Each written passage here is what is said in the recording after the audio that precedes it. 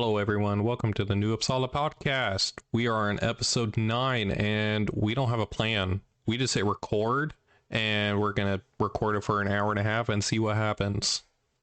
Oh, this is terrible. I was wondering if we had a topic or not. I don't do anything. Well, shit. We're going to come up with it on the spot. So that's fun. What pressure? Yeah. Fuck. There we go. There's my standard 15 to 20 second in F-bomb that drops every episode. It was precisely 37 to 40 seconds in. Hey, that was close. Yeah, you were. So how's the pagan community on your guys' end? Like, from your viewpoint? Is it, I haven't seen anything, like, super drastic. I see it growing really dramatically. Like, it's pretty intense. Whether it's here or other places, honestly, local for me, there's a big spike in it. I see a lot of random people talking about it. I see random people talking about it. Way more Mjolnirs, whether that's a fashion statement or not, but a lot of them are very old. They're not like Mjolnir, like Thor Marvel ones. Yeah. So I see a lot of very traditional things. Tattoos, obviously, everywhere. That's been kind of paramount for the most part. But I see a lot of very specific tattoos on like Gungnir's and things like that are like more true to the culture aspect and not just like the pop culture aspect of it. So I've seen a lot of good stuff. I don't know. I think it's going pretty well. I've heard this, and this is probably going to be way wrong, that it's now the dominant religion in most of Europe over Christianity is now like paganism overall with specific attributes to each one, like Druidism or whatever else. But a lot of places over in Europe, it's become almost the main religion. I would say it's specific parts of Europe from what I've seen so far. It's not Europe as a whole, but yeah, there's definitely an uptick in that. So that's awesome. The biggest thing I've been dealing with that growth, and that growth is 100% happening. It's there.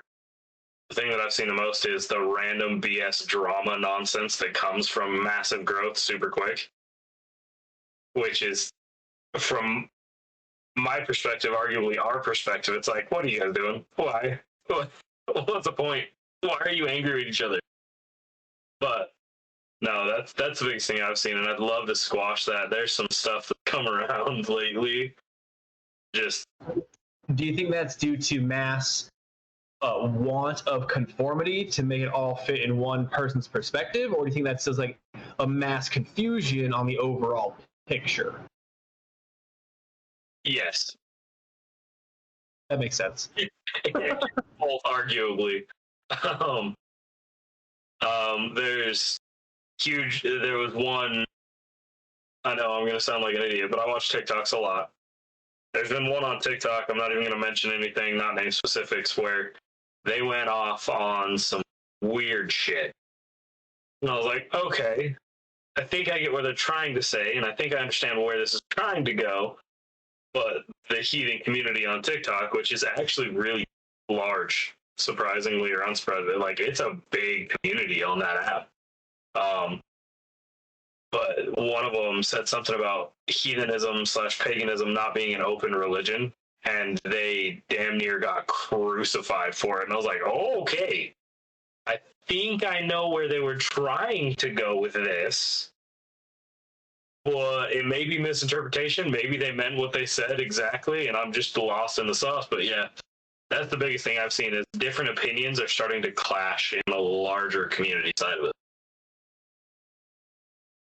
Yeah, I have a very similar thing. I'm reading this book, and I've known of this, but you have soft polytheism and then hard polytheism. Soft meaning the gods represent elemental beings and not actual individuals, where they have a physical representation, versus hard, you have that hard physical representation. You have the goddess breathing and having a humanistic form depending on their tribal ancestral aspects, but mine is so I posted in our chat of and I was on the Assassin's Creed Valhalla Discord, and I'm a part of their chat and lore section, just help out the community for a very popular game, doing my Gothar business, trying to help out as much as I can. And they're like, so do you have to hold an axe to go to Valhalla? And is there a heaven and a hell? And I'm like, all right. My first line was, I'm about to break your guys' minds. And then I typed a whole ass paper, and then I added the guy, did this help? And that just blows my mind as someone, and like, no shit on Ubisoft or anything like that. I mean, they did their artistic depiction of the Pantheon, and it's got a lot of traction. I mean, from what I know, it was the biggest game to this date that Ubisoft has ever sold. And it's just mind-boggling that, you have these games and people just be like, wait, is this true? Then they go on Discord and they're like, so instead of trying to figure out their own answer. I mean, what's funny is I saw that conversation, yeah, and read the conversation. I was like, what the hell's this? Like, just like going through it. Like, I was like, oh dang, all right. Yeah. That was good stuff. I am blissfully ignorant to Discord conversations about Assassin's Creed Valhalla. All right, calm down, TikTok. All right, so yeah, that's true. Fair enough. I mean, I only go on TikTok to post, but I don't sit there and scroll.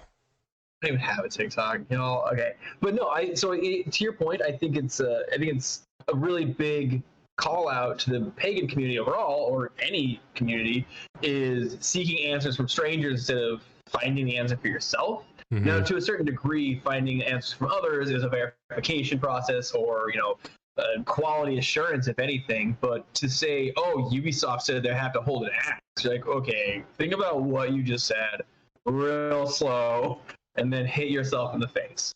So instead of them being like, okay, let's see if this is true, Reddit is not, let's see if it's true. Like, that's not the go-to. A lot of good answers, not always correct answers. So no, I think it's good. Finding their own, and them finding their own path to it, finding their own resources, makes it more self-sufficient, makes everybody grow a little bit more, and more importantly, because they find their own route, their own path, it creates a more independent heathen, in the sense that all of them get together, have the same idea, but have different resources to do that, and that's how you grow as a community. It's different resources for the same goal, which I love.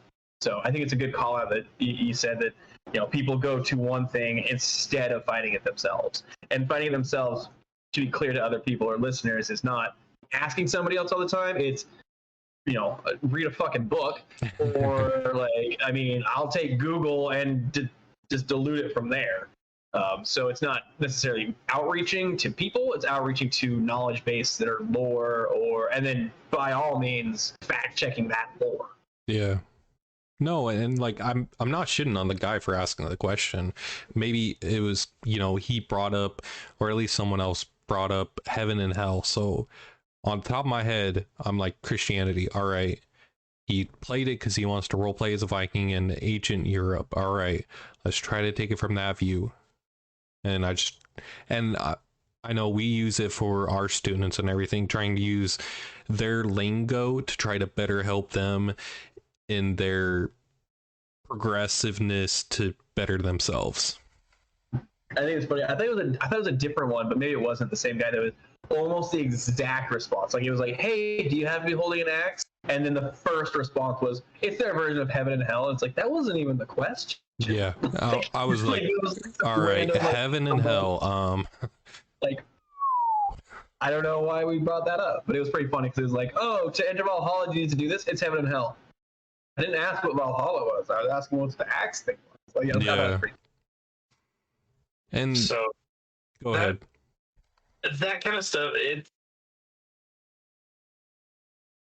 irks me to a point, but I get it.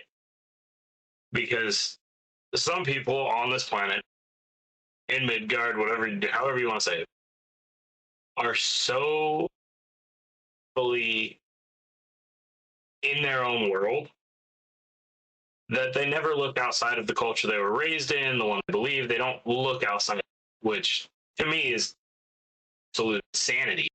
But that's to me.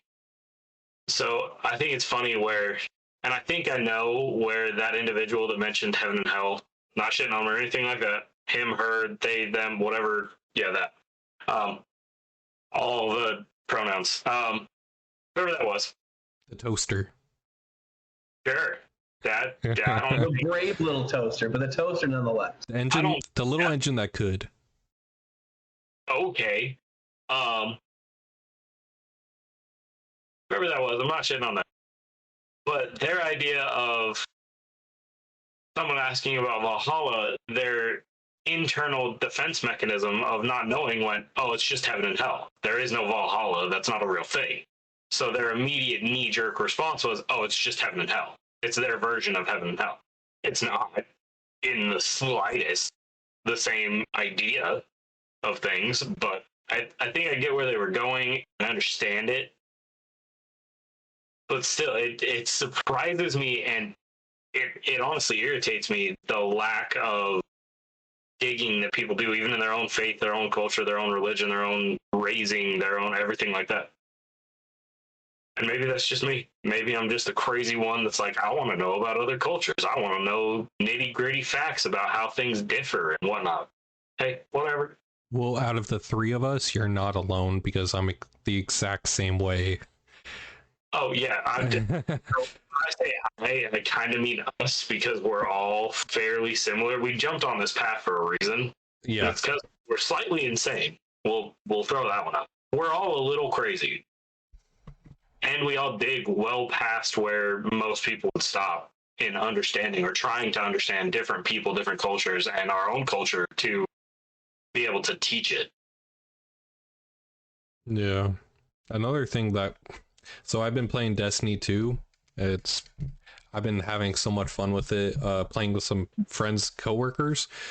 And I was doing this raid or dungeon or whatever, and someone was like, yeah, bring the Yowler horn.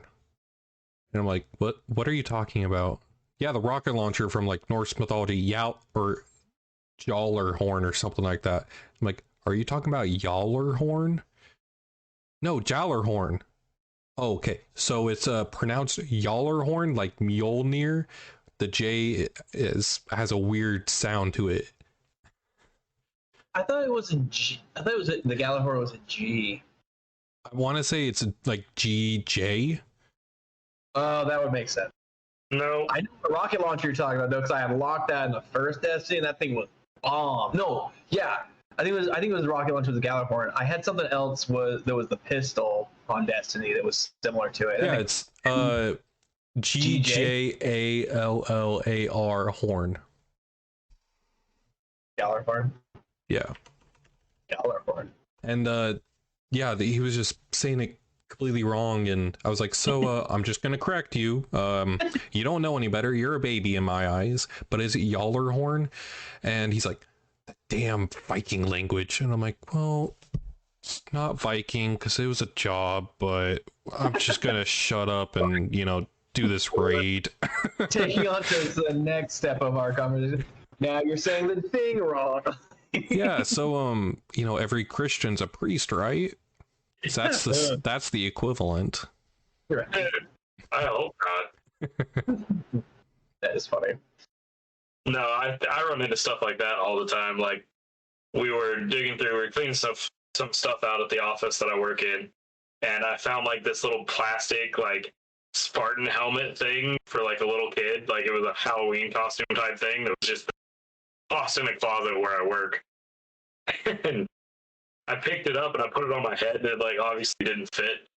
And a coworker of mine was like, "Look, the Viking killed a Spartan." So now it sits on my desk, like up on my computer. And I was like, "Yeah, I killed a Spartan for that helmet, 100%. Nailed it." Noise. So what bad news are you trying to give me? Because the last person, my trophy's on there, right there. So Yeah. Hurry up. Come on. There's also a sign above my head. There's a whiteboard behind me at my office, and there's a sign up above that whiteboard that says, "Your lack of planning does not constitute an emergency on my part. And I had a very high-ranking person come into my office, and they were like, well, this is this, and blah, blah, blah, and they went off, and I just looked at the sign, and I was like, oh no, it seems you have made a mistake. How dare you? I got talked out. It was bad. Yeah. Feel that. Yeah. Yeah, Boston like that. No. That the head honcho, the big eagle, decided to come in, and it irritated him that he got called out inadvertently. It wasn't necessarily an eagle. They still wore stripes. Oh, okay. So how many rooftops? That's the question. 3. Oh, that's a lot of rooftops. Yeah, it was bad. There's only one eagle on one rooftop that matters.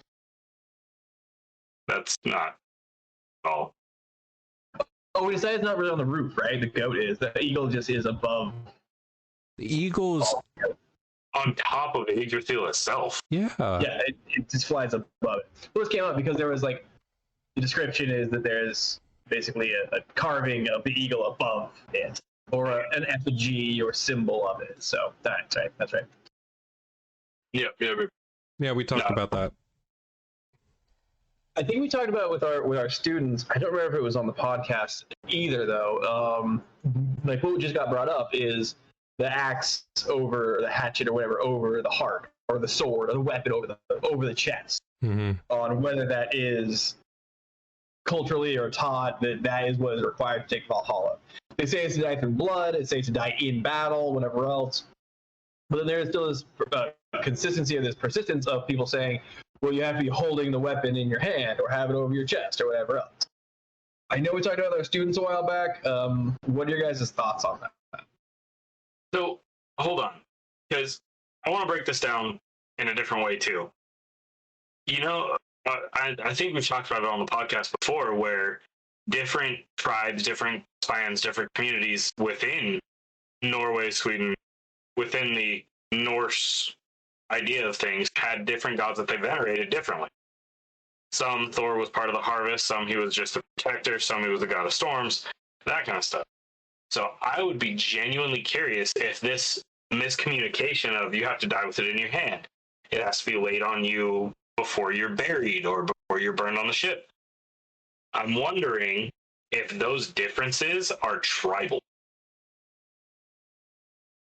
Instead of just this overarching yes or no, I'm wondering if those differences became a tribal difference. It stands to reason that would be it.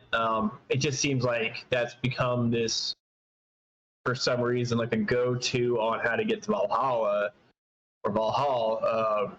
But I can see that. I can see that very easily. That if it's a more Viking-dominant town or whatever else, maybe they have more fair weather than other times, so they can go Viking more often. That would kind of make sense if they live by it, that kind of a thing. But to your point, if that's the case, if you, I don't know, it's hard for me to think that every position or everything that wants to go to Valhalla has to have a weapon over it, because they don't. I mean, that's not always necessarily the circumstance, right? Right. I mean, in the Havmal, it says to leave armed, which we kind of discussed not being weapon, but with knowledge of whatever, not surroundings, survival tactics, whatever else. So if you would die out a weapon, would be kind of like a no-brainer. They wouldn't do that, but you can still die in battle, like fighting a wolf with your bare hands, and you lose, no shit. But you don't necessarily have the weapon on you. So would that mean you don't go to Valhalla if in that situation, or what do you think? Okay, hold on. One, I do not believe when Odin said in the Havmal, never leave without being armed, that he meant with knowledge. I will die on this hill. He meant to have a blade or a weapon of some kind to either defend yourself or defend others, or to take what you're after. So no, I think that was a pretty damn near hard and fast rule. Almost every Viking or heathen style burial that we've ever uncovered, they are all armed in some way or another. whether it's a simple blade, knife of some kind, or a spear, or a sword, or an axe. They are all armed in some way, shape, or that is across the board the same answer every time. But that in itself, Odin almost never left with a sword. He had maybe his walking staff. The only thing he's armed himself with outside of his spear before then was just knowledge. No. I mean, He's carried that spear since he got it. I mean, Good. from like, if I'm Odin and like I can turn into a worm and into an eagle, I'm gonna turn my staff into my walking stick into Gungnir. Yeah. I would argue that walking staff is the whole idea of him just walking around with a stick, to me, just doesn't resonate at all. And we're getting into UPG shit because all we really have is artist representation. Well, no. Now we're talking about cultures or the stories in the Poetic Edda. I don't read many that say he had. There's something he said he carried around a whetstone. There's one that says he walks around with a staff. There's a lot of times where he just says he's wandering. Now, it doesn't say he's armed with anything. It doesn't say he's not, but it doesn't say he is either. So it doesn't say he brought his sword with it until he stuck it in a tree. It doesn't say he got his staff until it turned into a spear, because to your point, when he turns into the worm or snake, what do you have it do it, burrows through and then retransforms into the eagle and flies away. Like, I don't remember him pulling a blade. If there were ever a time to do it, it would be when you're in a cave with a fucking Jotun and you're stealing from her. Like, I mean, I want to say like 3 of those things were the same story. It was the meat of poetry, like the whetstone for the fieldsman, and the scythe was so sharp that ended up cutting them all. But yeah, like when in my head, it's like always thinking of Thor always has his hammer, except for when it says he doesn't have his hammer. Like where he's trying to cross the river. I 100% from my understanding 100% believe that he has Mjolnir with him because he just got back from fighting off Jotuns. Right, I agree with that. And that's what I was going to say. Is like, yeah, he just came from vanquishing giants. He has something. Yeah.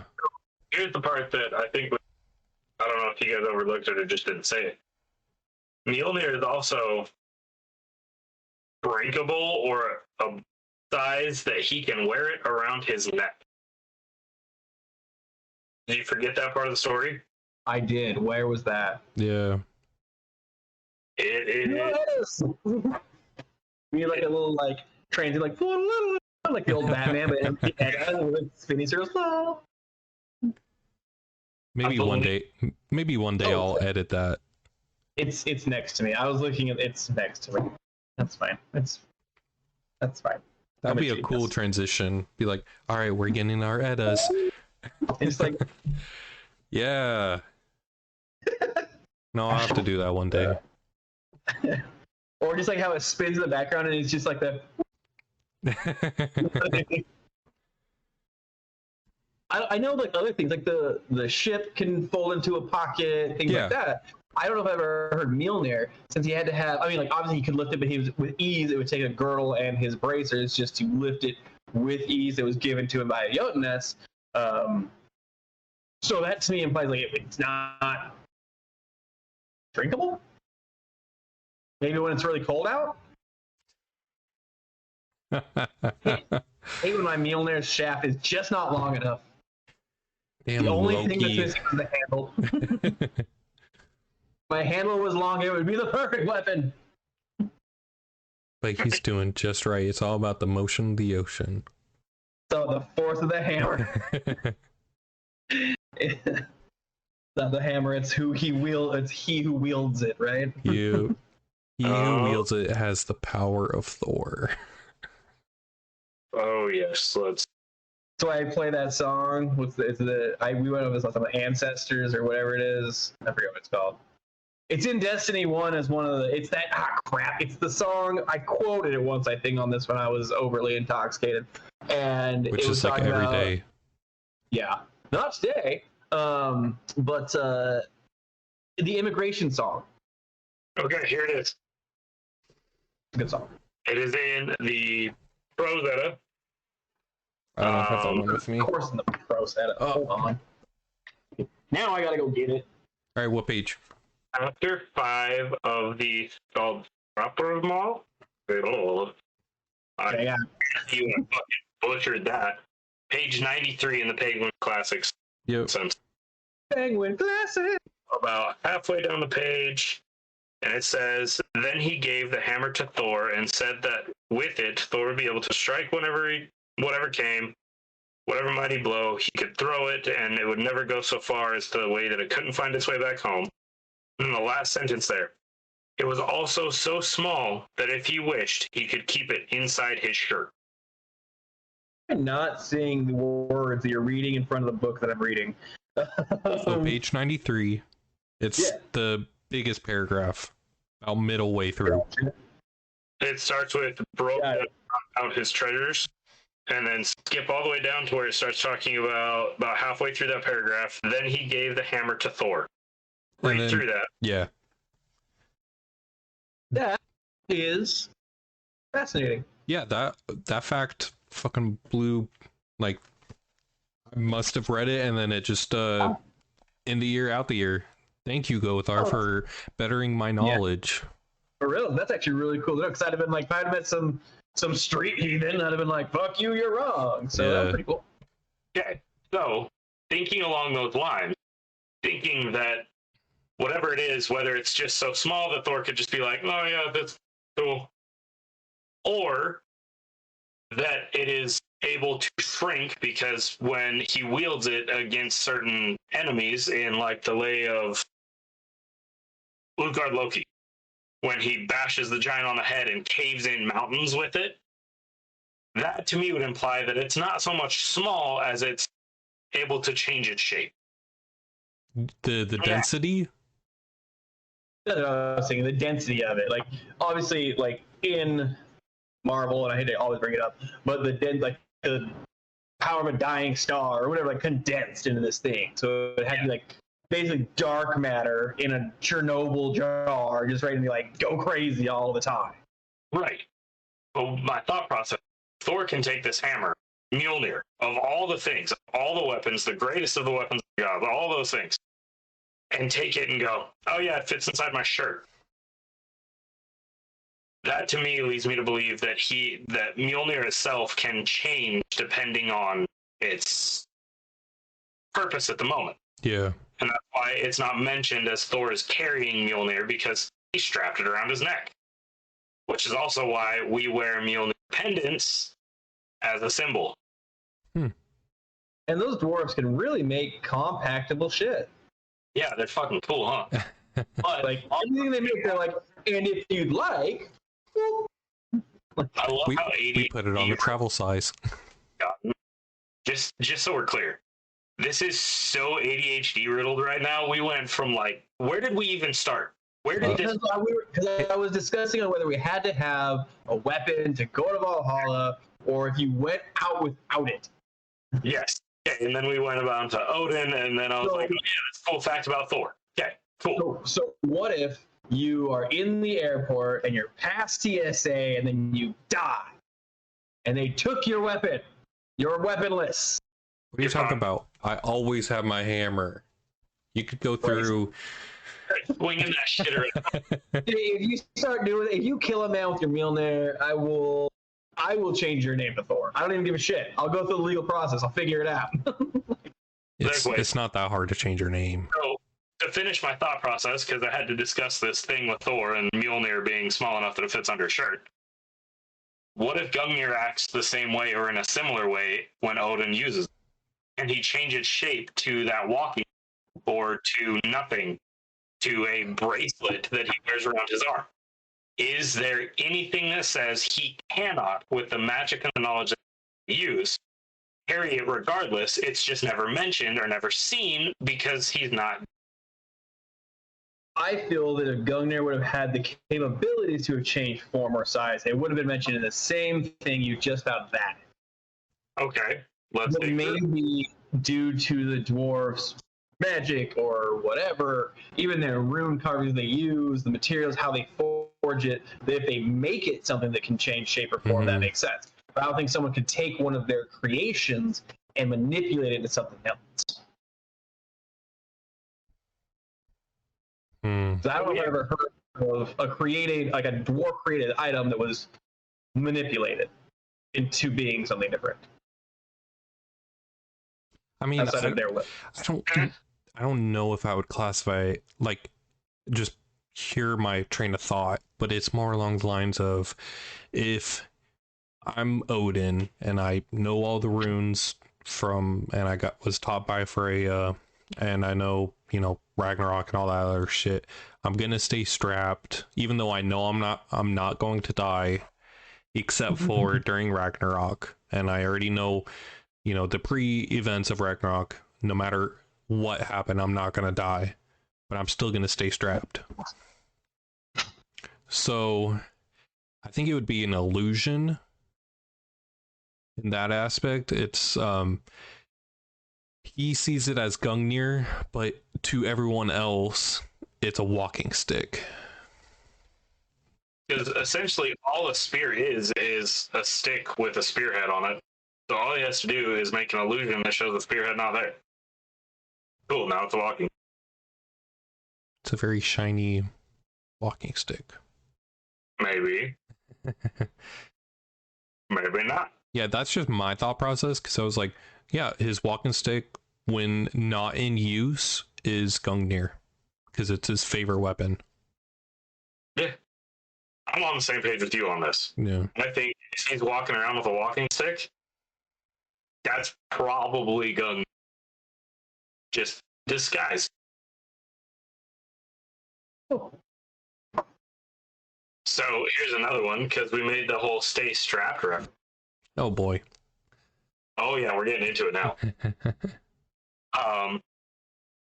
This is a highly debated topic. Me and White Wolf actually had this debate a while. This has got to be like 4 years ago.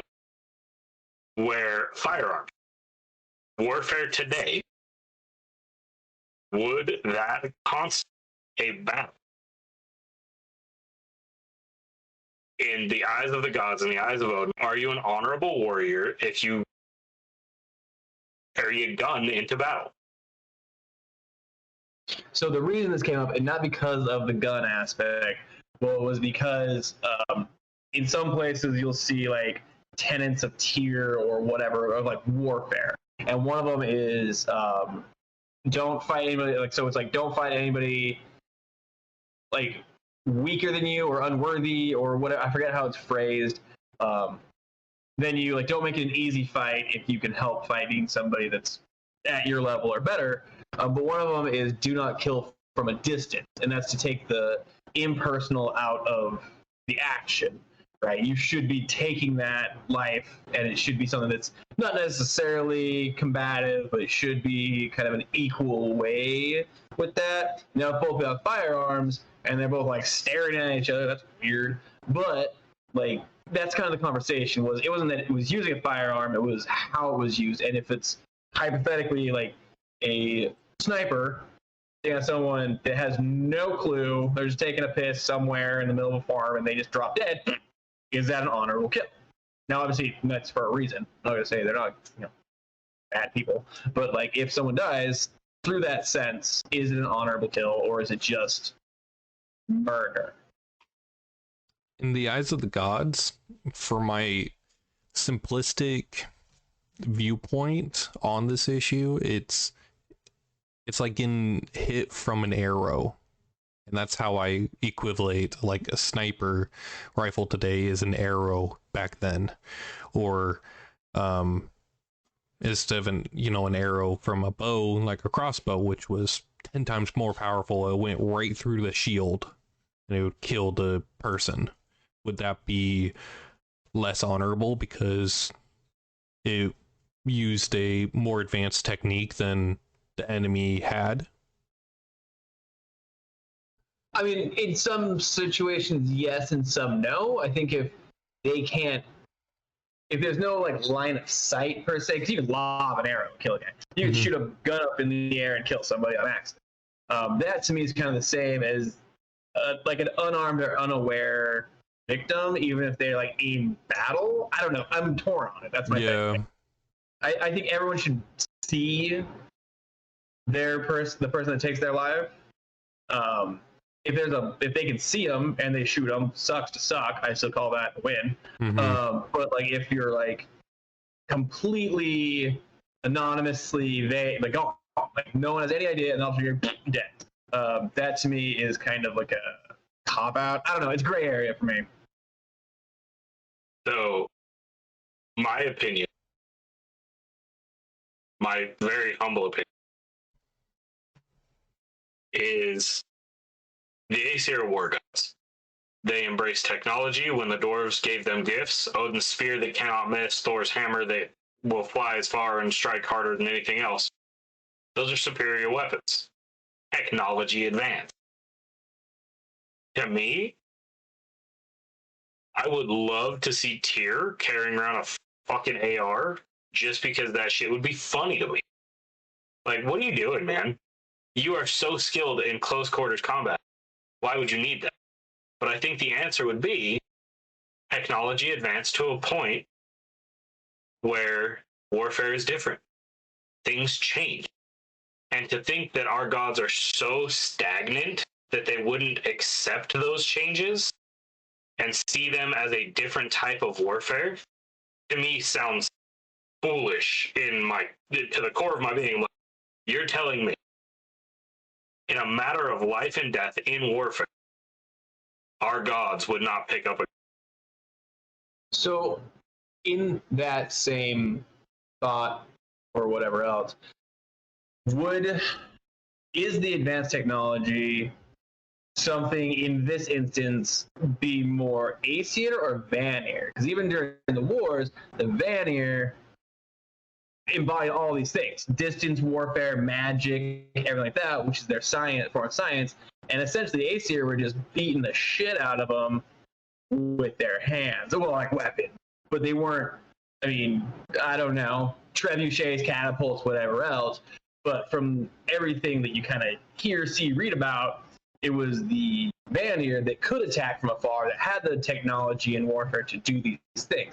And even the gods and goddesses in Asgard that have those type of things are generally Vanir. Somewhat, yes. When we talk about ranged combat like that, Uller is the first one that comes to mind for me. Straight up honesty, he's the first one that goes, that's the sniper of the god. That's him. That's the one that's off in the trees somewhere, hidden in the branches, that just goes, oh, wrong forest, motherfucker, and just... Do you think Uller in the Yew-Dales is the original source of Robin Hood and what Nottingham Forest or whatever? Yes, 100%. So I did that. It's kind of like my image of who Uller is some like gray bearded old man walking through the woods in like old school like green molted camouflage cloaks and shit, just like, oh, you're in my forest? That's weird. Let me hit this wind chime from 200 yards away that makes you look the wrong direction. Like, that man is crafty as hell. That's his forest. But yeah, regardless, when I think of who's the sniper of the gods, Odin excluded, being who Odin is with Gungnir, Uller's the one that I would take. Now, would I ever say that Uller was dishonorable in the way that he fought? No.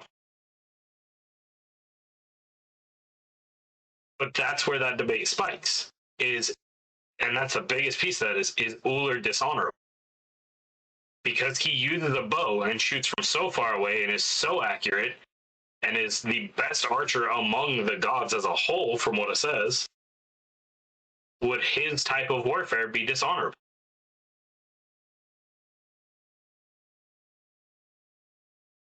I was going to say, but then what are we judging the basis on? Asgardians or Vanir or whatever. So to kind of circle back, we kind of talked this back, I think last time, whatever else. We keep talking about Gungnir. The last time we spoke about Gungnir, we decided he never throws it. right? It never misses its mark, but doesn't go past the thrust or whatever it was. Yes. Yeah. Yeah, that was also in the exact same page, that same paragraph, or I think it's a paragraph above that where it goes over that. But yes, we did decide it never stops on its thrust. It's not so much that it doesn't miss, it's just that its thrust will not stop until it reaches its intended target. So it's not necessarily, it is a long range or short range thing, but it is him with the enemy and watching it because it goes to that enemy he has targeted. Yes. Yeah, But but never moves his hand. but it's never the enemy, whether it's at the end of the battlefield and he just thrusts and Gungnir just goes straight up to the chieftain or whoever he's fighting. Technically, does the chieftain that dies necessarily see Odin like face to face, depending on the face of the battlefield? Another one would be through trench warfare or raiding against a castle and the use of oil and fire defending the front gate, and people using the rams and everything trying to defend the castle. They don't necessarily see the enemy, and that's closer to the Viking Age than we are currently. And from Sigvider's point, I think all he's trying to bring up is, in the eyes of the gods, this is how they battle, and we're lesser than them, so why would we think long range fighting would be dishonorable if the gods themselves do it? I think that was your point. It is. And that's kind of where I'm going, is how can we call, if we call ourselves, say, the sniper on the battlefield that takes out an enemy target 1,000 yards away, whatever it is, we can call him dishonorable, but can't call the marksman of the gods dishonorable. There's a double standard there that I don't like. But are they combatives or are they just targets? Like if they are bad people killing things, whatever else, but they're sitting at home eating a pie, is that honorable to kill them regardless in that case? Well, in that viewpoint, and the guy hasn't committed any war crimes, yes, that would be considered a dishonorable kill. But in the eyes of military and sniping and all that, that guy has done some pretty bad shit, and he's already in the battlefield 24/7. If they're watching him eat a pie, it's too late. So another thing, Yeah. just a counterpoint to bring it back to the North paganism side, stanza something in the Havamal: if you see evil, speak out against it and give your enemies no quarter. 127. That's literally what that is. It's they did evil shit. Now we're taking them out. Okay, I get that. It's like when you're thinking about a sniper, when you're thinking about that, there is weeks of planning, weeks of things happening, movements happening. There's days where that dude is crawling through mud, dirt, dust, thorns, all that shit to get to the spot where he can even get the scope on target, let alone the rest of that bullshit, let alone the planning and the war crimes or the combatant style that individual on the other end of that rifle has. I would argue, yeah, he's probably a bad dude. He probably did some things to piss somebody off enough that was evil. I thought they just spawned on the battlefield up there. Yeah, totally. Yeah, I dropped from the battle bus and I just parachuted in. I got my 50 cal rifle and I just popped. Thanks, Fortnite. Anyway. Yeah, you totally don't have any knowledge of this shit. But no, and back on topic is, do we see long range fighting as dishonorable? I argue no. That's my conclusion, and that's my final take on it. Long range fighting is a different form of fighting, but in the end, you're still on a battlefield, whether it's a plane, a castle, or a country. You're in a battlefield, and if you're on a side, you're part of the conflict, whether in your viewpoint, if you're on the good side or bad side, depending on the individual, you're on the battlefield. And yeah, I mean, it's the same thing as like World War II, and people were bunking at, in their tents and everything, and bombers started coming down. Like, would that be a dishonorable kill?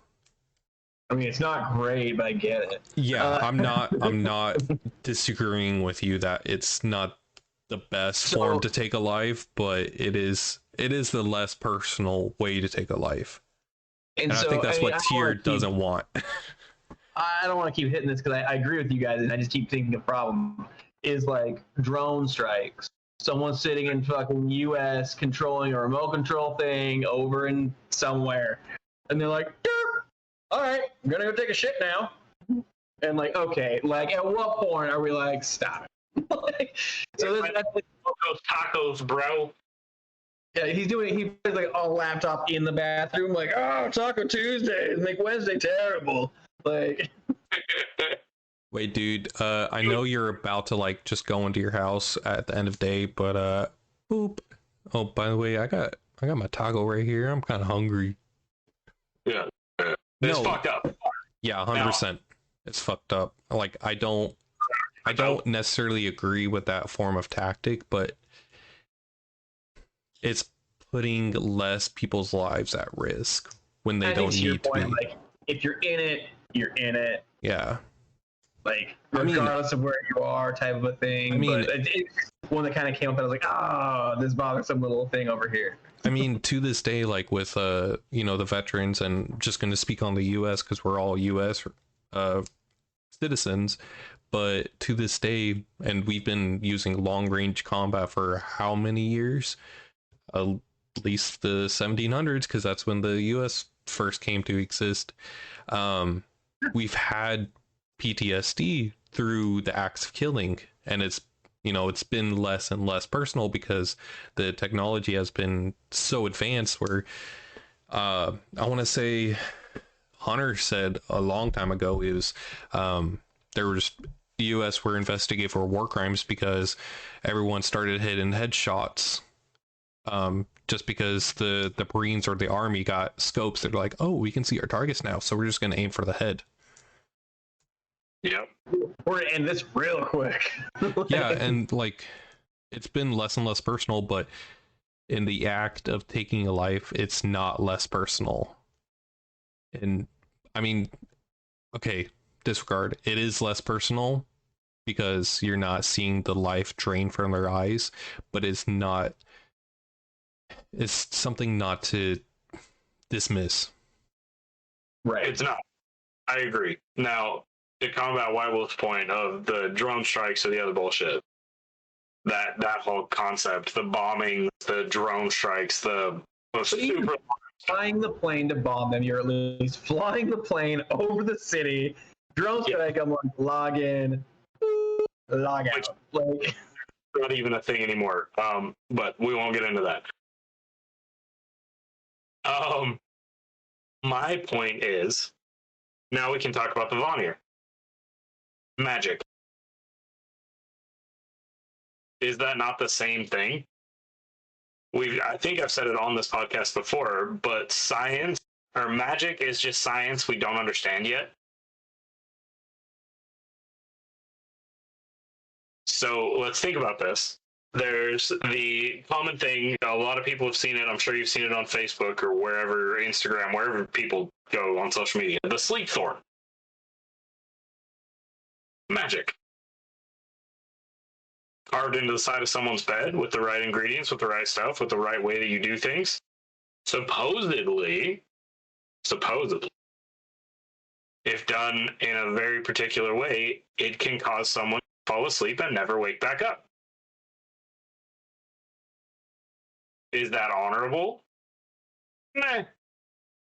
Is it something the Vanir knew how to do and probably did frequently to learn that it worked that well? Yeah. Probably. Just saying. That's my standpoint, is I don't think warfare between the gods and the Jotuns, or the gods and the Vanir, the Aesir Vanir, the gods versus the Jotuns, and all those different conflicts, I don't think those lines of this is okay and this isn't are nearly as solid as we picture them to be for them. I have a strong feeling they're a lot like us with the gray area in between. I don't even know if they have rules for up combat outside of the ones that I've ever heard from Tier. I feel like it'd just be like a knockdown, drag out, just kill. Like, Yeah, I'm pretty sure their answer is what is it? The less shot you get, the less dead you get, or something like that. I have one on my fridge. Okay, it's on my fridge. My dad put them in our house when I was 8 years old, and he was like, "Read those every day until you have them memorized." I obviously don't have them memorized now, but they're still on my fridge. And it's like rules of a pirate gunfight. I think the Marine Corps has their own. The U.S. Marine Corps has their own set of these very similar rules. And it's like, I love the one that was the pirate rules of a gunfight because there's some of them in there that are just hysterical. Like one of the rules is always cheat, always win. The only unfair fight is the one you lose. It was like, hold on. But then I think about it, I'm like, no, that's accurate. When you think about when Odin was going, we can go back to the story what we were talking about earlier with the whetstone. That was not a fair fucking fight. He didn't even lift a damn finger except for sharpening their own scythes and then throwing the whetstone in the air going, y'all can sort that out, and turn around and walk the fuck off. so it's like incidental mass murder. They do. They have. Like I don't think there is like this straight and narrow path of what they deem as honorable and not. I think there's this massive swath of gray that they're just like, this is what you should do. But there's a massive but right there where it's like, well, you should probably win. I mean, I want to say someone else brought up, being kind to your neighbors and, walk into a house and be a good guest. And Odin does not do that several times. And he's actually the one that says it, be a good guest, and he doesn't do it. So even the gods don't even follow the rules. I agree with Sigvidir that there's a big gray area because Thor goes out and murders a bunch of Jotuns because they're at war. But yet he doesn't kill Loki because they're not in conflict, even though Loki causes miserable pain to all the Aesir. To any other tribe, he would have been voted out and left to the wild. But yet he still gets welcomed back. Now that could be because they're Loki and Odin are blood brothers, so there's other ties that could possibly be there that were lost to time. But I agree, there's a lot of gray area.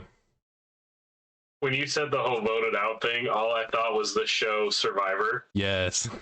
Where he's just like, the tribe has spoken. It's just like, I used to live like 3 houses down from the woman that won the first Survivor. I think her name was Aaliyah. Her house was fucking awesome. She'd have pool parties. It was so cool. I never watched the show, but I'm like, that's cool. Screw that noise. This is dope though. So she won Survivor and like all this crap, and she was like, didn't ever work again that I ever knew of. She just got like ran endorsements off that forever. So dude, we should all submit to go on Survivor. Naked and Afraid. That one for sure. Naked and Afraid XL. Where it's the tribe of them running around. It'd just be the 3 of us, and it'll just be fucking chaos. What'd be really awesome would be like religion tribes. Like Survivor, you got Christians, you got pagans, you got Islamic, and which one will survive? Oh, no. A lot of Christians have Boy Scouts. That's hard to beat. Oh yeah, I'm deaf. Listen, I was a Boy Scout. Not an Eagle Scout, but I was a Boy Scout. Hey, me too. But there was the kindred in Utah that was a part of the Boy Scouts of America, and they were a heathen kindred, not like an LDS ward or whatever else. So anybody can be a Boy Scout. Yep. I don't know how they got that accreditation or able to do that, but that was crazy. No, that would be an interesting thing. That'd be a dope thing to do. Definitely do not think we should set up religious tribes on a deserted fucking island in the middle of the Bahamas or wherever they are. Do not think that is intelligent. Purely based on the most heinous shit that would come out of that. But it would make for great television. Oh, I'd watch it, direct it, star in it. That'd be great. Dude, it would all the bloopers alone would be just so everything would be like sacrilegious in every sense of the word. A1, all the pagans would band together and be like, we're going raiding all their shit cars now and just start taking shit. They're getting baptized in the water, just taking shit out of their house. Like, go, go, go, go. They're all getting wet. I don't know why. Go. It would be great TV. Holy war, like condensed holy war. I was not going to do that. Dude, it'd be great, though. It would be so funny to watch. The Survivor season, whatever, Holy War. Survivor season 69, because that show is still going. It's actually, yeah. It's been going on since like the 90s. 766 for it to do the Holy War. Or season 666. That would be perfect. Yeah. No, because then the Christians wouldn't be a part of it. Yeah, the Christians bow out. So everybody wins. Like usual. God, we're horrible. We could do. But the Satanists would be all over that thing. Yeah. Oh, dude. It would be such a good TV show. Because then, like, I want to say, like, people would get united, but then it would also cause division between, like, people within the faith would get united to root for their religion, but they'll be divided because they're like, no, you're fucking pagan. I want my team to win. It's like the Olympics. That's kind of how I'm seeing it. Dude, can you imagine the fucking alliances that would come out of that? Oh. And it would be like a little notation at the front that's like, Holy Wars, drugs encouraged, just to see what happens. Like, I want to say, like, within this, Nick snorts the cocaine, and it's like, everyone's gonna die. Okay. well, it would be like the alliances would be based off, like, if you were to just say pagan, all right, you got Wiccans, you got Druids, you got heathens, and they would all alliance with themselves. Dude, it would be like, so my picture of that alliance, because we're on one now. We got one, the Gothar talk for an hour and 30 minutes or whatever, so fuck it. We're on a thing now. Just imagine, if you would, those of you that have watched this show, that have watched Survivor, shout out to Survivor. I've watched every season. They're great. I love them. But imagine a bunch of pagans eventually being like, we need allies. Who do we go to first? My initial thought would be, let's go take the Christians as allies. Just see what happens. We tried this once upon a time. Let's try it again. See if we can work something out this time. I'm just thinking of like a reverse crusades or revenge crusades and be like, come at me now. See what happens. Remember how you thought we were all dead? We're not. 20 of you and 20 of us, not 3,000 of you and 3 of us. Let's do this. Imagine the competitions. Get through this with faith. Some people will be like praying. He was like, I got this. They don't help me for shit. All right. We go fucking hunting for chickens and shit in the woods and be like, all right, we're making an offering. Just like what? Why is the big old TV so much? censors out the chicken. I say, why is the pagan tribe shrinking? Every 9th day they slaughter one of their own to the gods. It's insane. I mean, they're getting stronger. I don't get it. The last one of us is the one that survived. Be like, guess what? I now have all of their strength too. Just like throwing shit. I thought you meant surviving the tribe, not the tribe surviving. Shit. That's not what I meant. Yeah, absolutely. We should definitely have topics when we do these podcasts. Yeah, we probably should. What are you talking about? I think this is I'm having so much fun. It's great. I mean, this is a good, like, I don't want to say filler episode, but it kind of is before we do our midsummer one. Yeah. Because, and this one, for all the listeners that are paying attention, listeners, watchers, whatever, you guys actually get to see some of our personality instead of just our book talk and trying to instruct. This is the kind of shit that we talk about jokingly that you probably won't see very much on these podcasts. You'll hear us joke with each other, but not like this. So Mostly like borderline a hate crime, I feel like, but yeah. We're not committing, we're planning. that's terrible. Don't say that. but it's good TV. That's like literally a crime is planning or whatever to commit. Hold on. Let me fix it. We are proposing a hypothetical reality TV show to be aired on NBC, not Dateline, just NBC. Well, if it's a reality show, you know it's all scripted anyway, so that's fine. I get it. Well, all right. What would people want to watch more, Holy Wars or the Kardashians? The Unholy Wars. I see. Yes, let's go with the Unholy Wars. I think that's a better title. Okay. I meant the Kardashians, the Unholy War. Oh yeah, that tracks. Holy versus unholy. Holy, never mind. I'm gonna say it's not holes, but we're not gonna. Whoa. We're explicit, but we ain't that explicit. Anyways.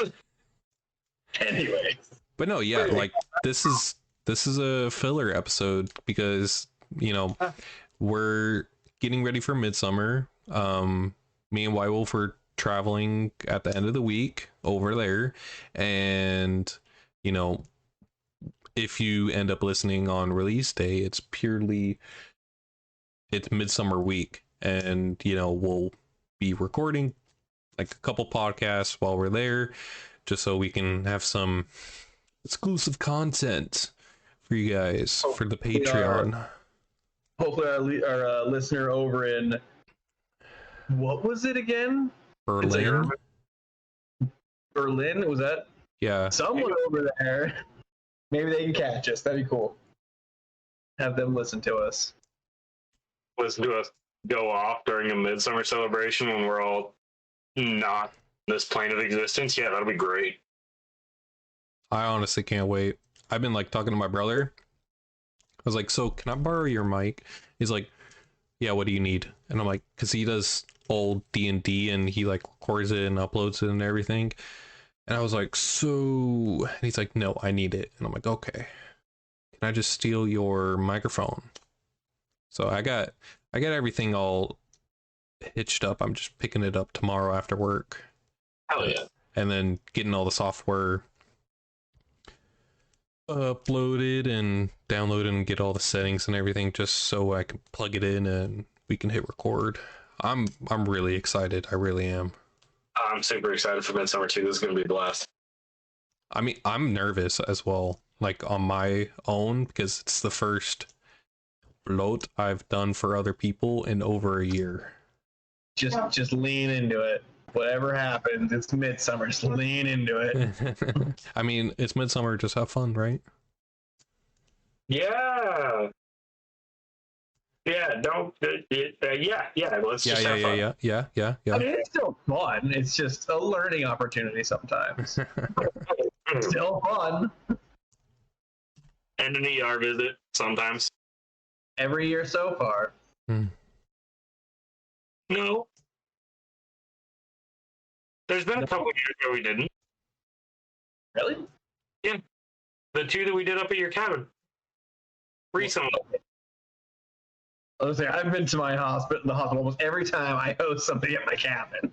None of us went to the hospital not last year, but the year before. None of us went.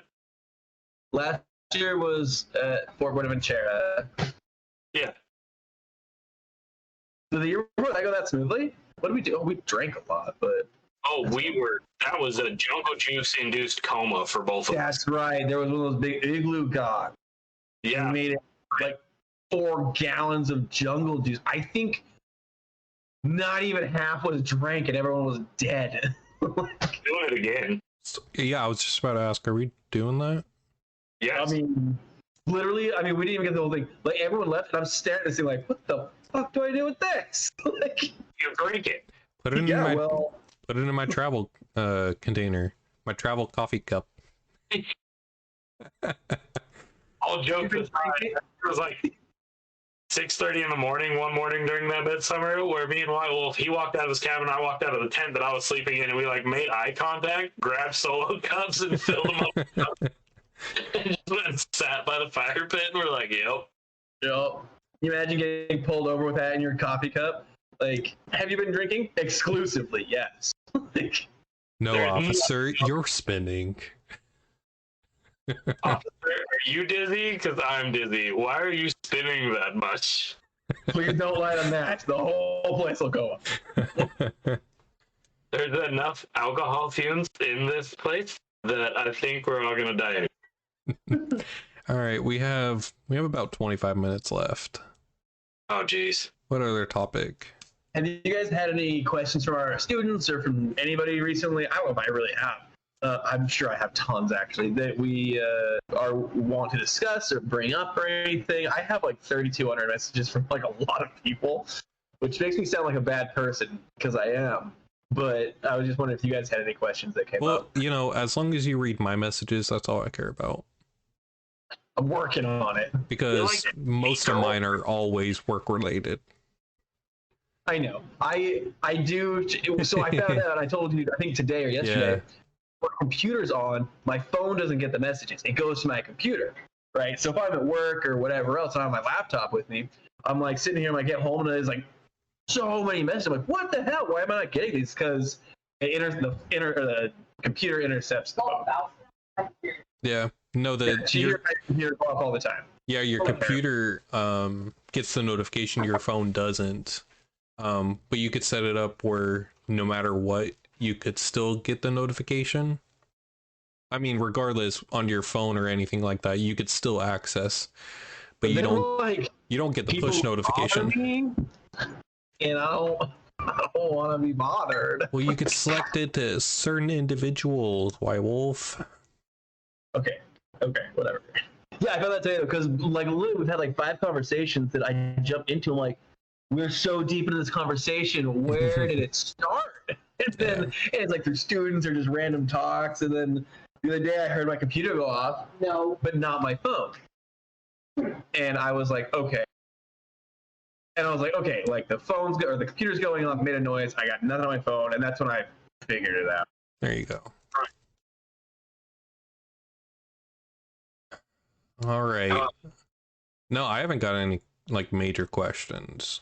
That's why like it's been quiet on my end. It has not been on mine, but you'd think they would stop because I don't always respond. Let's see. Dude, I'm not gonna lie. It's been quiet. What the hell? Send It hasn't been for me. send us your traffic. Yeah, I'm gonna have to. Cause I'm gonna put like an out of the office, like, hey, go be meditating. Fuck off. Bother these two. And realistically, I'm like playing Harry Potter or something, but like whatever. Like, is it from the clans? Yeah, somewhat. I have a lot from Discords, a lot of them from students and the clans, a few from a good amount from my phone, from people wanting to like do stuff at Midsummer, or just general questions over. I just got one today from someone that I haven't talked to in like years out of Utah, and I was like, I don't know what he's doing, but it was weird. Well, that's what you get for being a Gothar for X amount of years. I'm just seeing if there's any like good content I can bring up during this, so we can keep moving on until I come up with one and I interrupt everybody with a random ass question. So.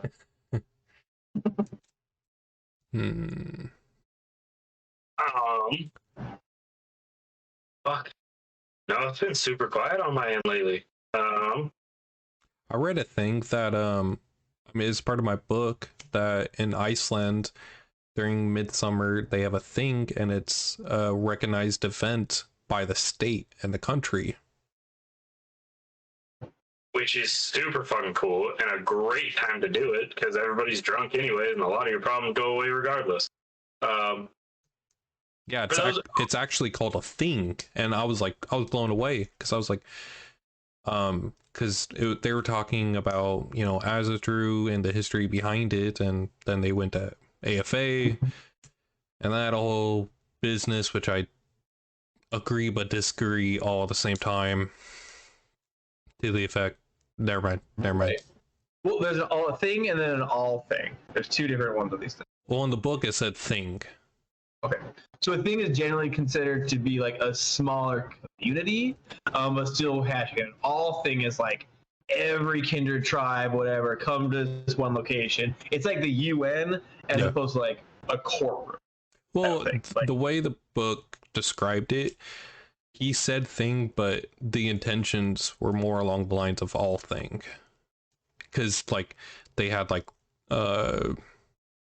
4 different flags, each of the cardinal directions for each cardinal direction had a representative spirit animal. Like, one was an eel and other stuff like that. And then the president of Iceland was there, and and Gothar were there from many different kindreds, and happened during midsummer. Yeah. So that's actually, a lot of people don't know what a thing is or what its purpose is, which that's a whole topic in and of itself. But essentially what it was a single meeting place, whether it was a thing for a local community, if you will. So like one village would have a thing once a year, usually around midsummer, Yule, they would take it maybe once, twice a year to do this. And it was to air out grievances. One among each other, one person against a group of people, whatever it was. And the Gothar would act as judge and jury in that moment and be a non-biased source.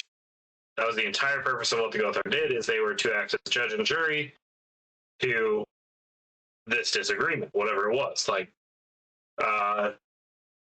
Billy Bob killed my pig, and now my family's starving. Okay, cool. Where's your evidence? And they would go. It was like a courtroom, essentially, to put it in layman's terms. It wasn't nearly as extensive or evidence-based as it is here, but yeah, it was essentially a courtroom. And oftentimes, Forseti and Tyr would be honored in those. Yeah, just a massive court case. So there was actually once upon a time in my perks. Once upon a time, there was a online group, super cool, whatever, and they were like, "Yeah, we're gonna have an all thing." And I was like, "What?" Because I caught wind of it like third tertiary source of information. They were like, "Yeah, they're doing this thing called an all thing." Like, what the fucking what? Why? Who? Where? When? Who's running this shit? So they added me into the chats and everything, and I was like, okay, what is going on? And they're like, we all just wanted to get together and talk. And I was like, okay, not an all thing. And they were like, no, it's an all thing. And I was like, no, that's called a moot. And they were like, well, no, we're going to call it an all thing. And I was like, okay, cool. Which Gothar is running it? How many are there? Who's airing out these grievances? Who's doing it? And they were like, well, nobody. I was like, the fuck you mean it's an all thing? They're like, well, would it be a thing? And I was like, no, not even that. It's called a moot. You all just want to get together and bullshit, which is fine. I'm all for it. But yeah, a lot of people don't know what a thing is, so they misuse the terminology there. But yeah, it's a court case, man. That's really what it is. It's to air out grievances, like a king holding court, essentially, where people can come up and say, I have an issue with Billy Bob because he killed my brother. We see it in Vikings. There's a moment in the show Vikings where that happened. And I think it's 2 or 3 times, actually. And the dude gets, like, stoned but not killed or something. And then another guy actually gets killed because he passed 2 hands or something like that. And that was their rule of law in their local establishment was, you can pass 2 houses in fear. If you kill somebody, you can pass 2 houses, but you have to tell the person at the 3rd house or else you're hiding something. And you can pass those 2 houses based on the fact that their family may live in those houses and they could kill you. You pass those 2 houses, but on the 3rd one, you have to speak up. Guy never did, ends up getting executed. Super cool. But yeah, you can go watch Vikings for that. But that's essentially what it is a Jarl or a king holding court, and a Gothar or a representative would stand place there beside him and mitigate judgment. I want to say later in Vikings where they were talking about Floki getting kicked out of the Cattegat. I'm trying to remember what he did, but it was something, and one of the there was like a random citizen that played the role as the Gothar, and he heard and he forgave him. Yeah, he became like a law speaker or whatever it is. Yeah, and it's temporary, but it's given to that person through that.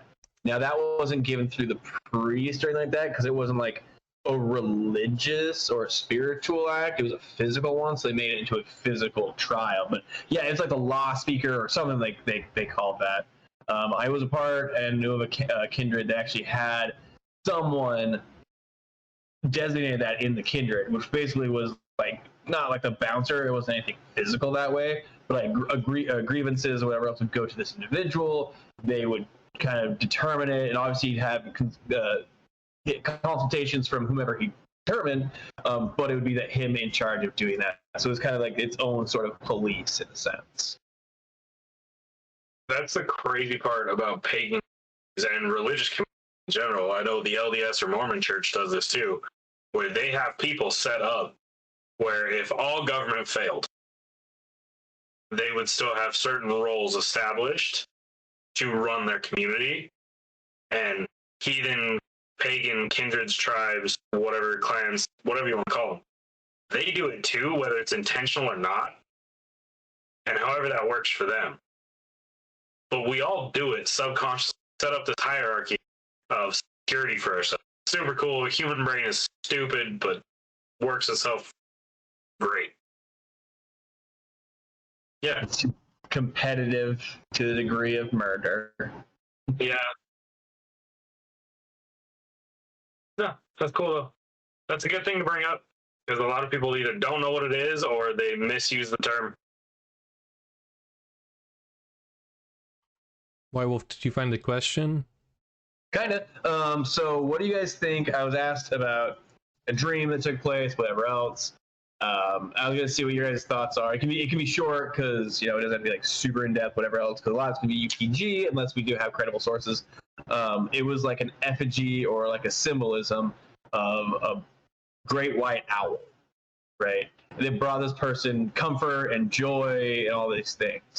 So they're like, what does it mean that I was, in this dream, that it was so vivid, it was so clear, all that he was visited or with a giant white owl, and what that meant, that it was bringing him that kind of joy or whatever else.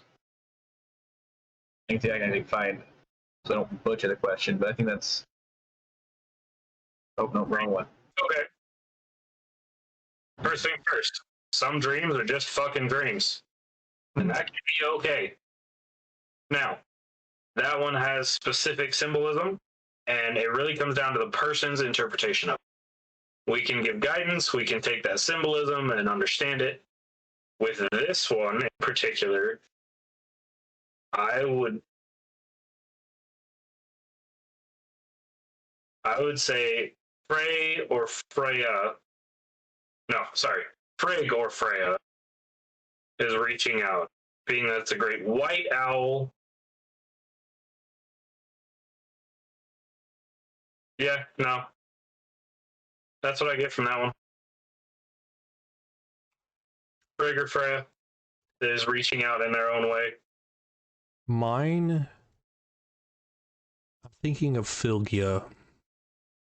Your ancestral Filgia. Okay. Now, I'm also UPG on your Filgia is family lineage, and it's a great way to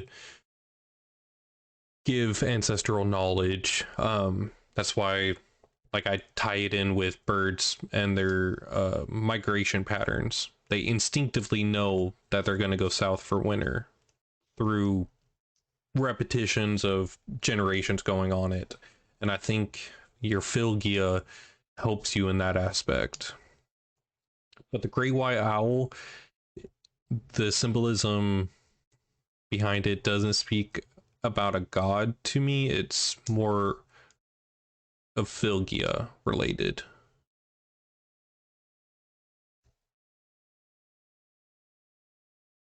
For those of you that term is new, Philgia is a spirit guide or a spirit animal. Oh, thank you. Yeah.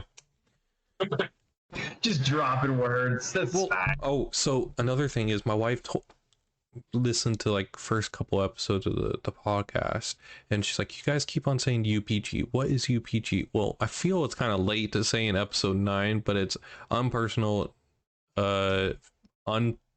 unverified personal gnosis. There you go. Yeah. It's the things you can't necessarily prove, but like you feel, or it's like having like a vision or a dream or whatever else. Like, oh, this was so vivid. Or let's say you met a god or goddess, and you're like, oh, this happened, and they're like, prove it. And you're like, what? You want like a selfie with the motherfucker? Like, I don't have that. And then they're like, well, it didn't happen then because you can't prove it. And you're like, yeah, but also, and that's the UPG portion, is like the combativeness between what on paper or proven as opposed to what is felt and seen. So yes, UPG. It's a little late, but yes, UPG, because we did say that a lot. We should start like a glossary for episode 1 and just have it on there the most of the time, just so people can see like what the words are. Yeah, a glossary of all our terminology that we use. Aesir, Vanir, GNU Nagab. Fuck stick, like it's fine. What do you think, White Wolf? Answer your own question. I'll tell you what I said. I won't say all of it, but I'll tell you what I did say. Gotta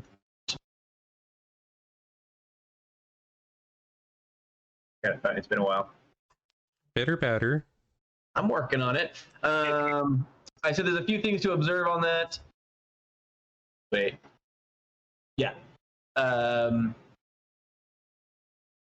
So I said there's a few things to observe on this. Kenaz is generally attributed to a night owl due to its ability to see in the darkness, in the sense that I'd be able to see inward and through your own darkness to your inner self. Now, this is talking about Kenaz for whatever reason. We must have had a conversation for that. Owls are generally attributed to Frigg and Odin for their symbolism towards wisdom and fertility. In some circles, using owl pellets in spells is common practice due to its internal structure of bones.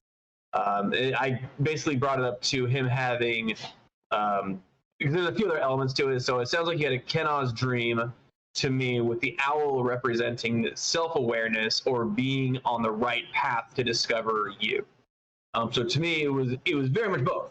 It was very much, the intelligence and the insightfulness of Odin and Frigg and such, or Frey, but also like the spirit animal to say that is guiding them and saying you're on the right path. So it'd be the same as if Odin were to turn into an eagle and fly with you through a tunnel. Like, okay, that's the way I'm going. Cool. But I brought more runic than anything else, and like what to do on that. So I wanted to meditate on it more. So I brought up the more runic aspects of being an owl that I could find, and have him kind of look inward on that and see if it helps him. Kenaz being a good use of searching inward on yourself, and the owl being the night owl is based off Kenaz. So that's kind of what I went with that.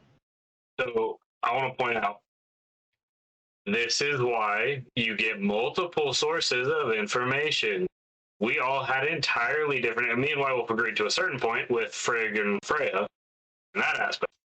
But